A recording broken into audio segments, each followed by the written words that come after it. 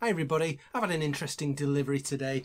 What I'm coining a companion piece to the Paul McCartney archive collection. This is a booklet that's been released by the Super Deluxe Edition website, and it's called McCartney 10 Years of Archive Reissues.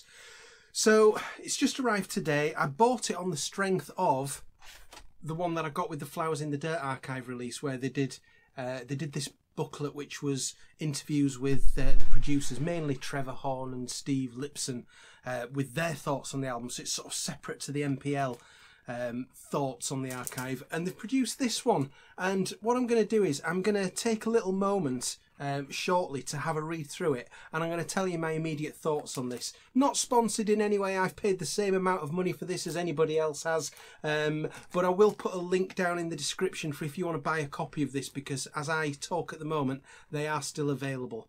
So I just want to let you know, if you do buy it, it came in a very sturdy cardboard envelope. It wasn't going to get damaged in there, and it's got a nice sort of plastic covering on it. So if you give me a moment, I'm going to have a look at this and see what I think of it, and I'll let you know. While I'm thumbing through that, just wanted to say that next Wednesday, which will be the 12th of August, 9 PM UK time, I'm going to be doing another live stream, and it's going to be mainly Flaming Pie specific. So it's a chance, once we've all had a chance to listen to the Flaming Pie archive, read our books and whatever it is that we've got, a chance to come and talk about that and see what we think about it. So I hope you can join me then. If you're watching this after the 12th of August, then there'll be a link at the end so that you can catch up on that. Okay, very interesting. So what can I tell you about this? The first thing that strikes you when you open this is not something that has been quickly put together. This has had a lot of attention paid to it, and it is very, very well presented. It's all thick card, beautifully printed.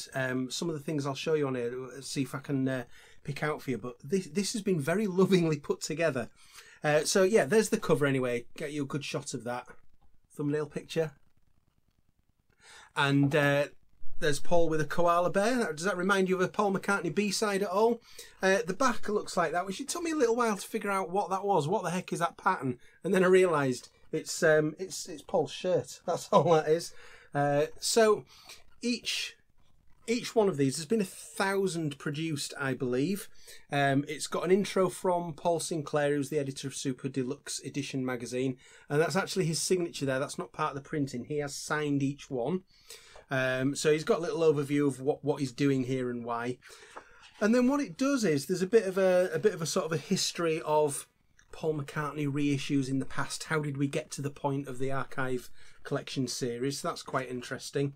And then what it does is it goes through each archive collection in the order that they were released. So Band on the Run being that first one, sort of roughly 10 years ago. And I don't know if you'll be able to pick up on this on camera, but that is a really sort of glossy text where it says Band in the Run. Some of it's sort of a mixture of matte and gloss. It's very, very nicely printed.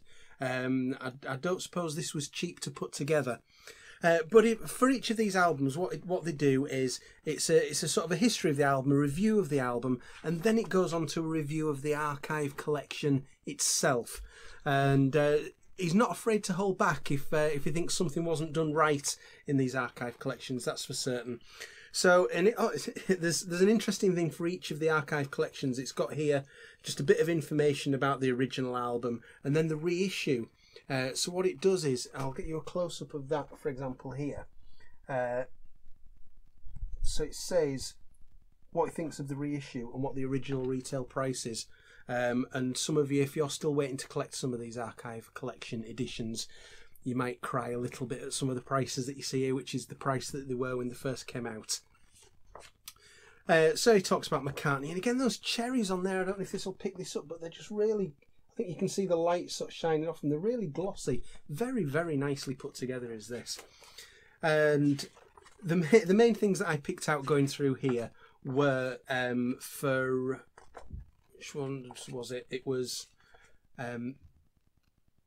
Wings at the Speed of Sound. So very, very critical here about the lack of bonus material on that, and quite understandably so.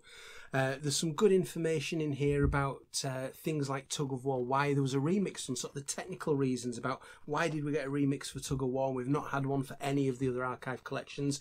That's something that has been a bit confusing for people sometimes, so it explains about that. It mentions Flowers in the Dirt, about the opinions of why we didn't get some of the bonus material on CD and it was download only. So yeah, critical when it needs to be, absolutely on here. And then it goes into a section towards the back. Bear in mind this doesn't include a review of the Flaming Pie archive because this was produced before. Even though it's only just arrived today and only just been put out, this was written and printed before it came out. But it goes into sort of a bit of a hopes for the future about the archive collection, and there's a lot of thoughts there that's similar to what I've said in some of my videos, so there's a bit of overlap there. And then each one is numbered, so number 864 there out of 1,000. So yeah, it's very nice. I think of that as a nice companion piece to the archive collection, in the same way that this one was for Flowers in the Dirt. But you can see that this is quite a bit thicker than the last one. So those of you that have got the Flowers in the Dirt one, this is a much bigger affair, 49 thick pages, but very nice. So if you want this, I'd get it quickly, because if I've got number 864, there's maybe not that many left, but there is a link down below if you want to get your copy. And there you go. Let me know any comments as always, and thank you very much for watching. See you again.